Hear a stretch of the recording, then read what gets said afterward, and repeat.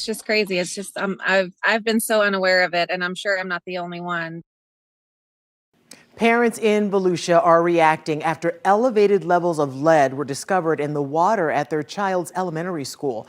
Leaders at Sugar Mill Elementary say they acted immediately when they got those test results. But a local pediatrician says a doctor's visit should not be out of the question. News 6's Treasure Roberts is live in the newsroom explaining how children could be affected by all of this. Treasure. Yeah, Ginger, one parent told me when she was notified about the issue, she didn't think much of it at first. I reached out to a pediatrician, though, about how students who ingested the water could be impacted.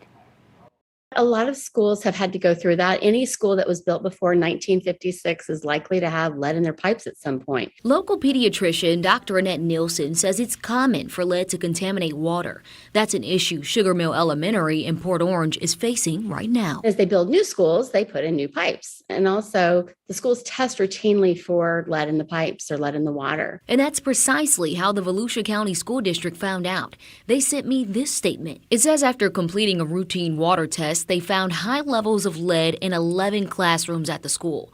But it's unclear how many students were affected. It can cause problems like behavior issues, learning disabilities, and development issues. Dr. Nielsen says parents should take their children to the doctor for a checkup just in case. They don't need to freak out. You know, it's something that happens pretty frequently. But it's also not something you should brush off. If it's not treated, if it's not taken out of their blood system, yes, it will stay with them throughout their entire life. Instead of growing up to become a lawyer or a football player, they may struggle to graduate from high school. It just kind of makes me want to take action. Sasha De La Fuente is the parent of a fifth grader at the school. She says she got a letter about the high lead levels more than a month ago, but says she didn't know how it could impact children until I brought it to her attention. I'm glad that I'm more aware of what it can cause now. The school district says affected water fountains were immediately turned off.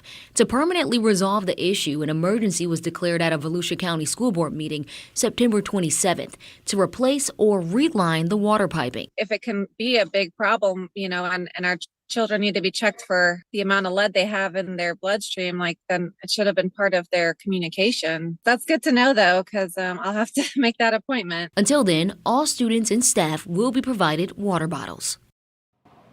The pediatrician says your doctor can provide medication that will push the lead out of the bloodstream.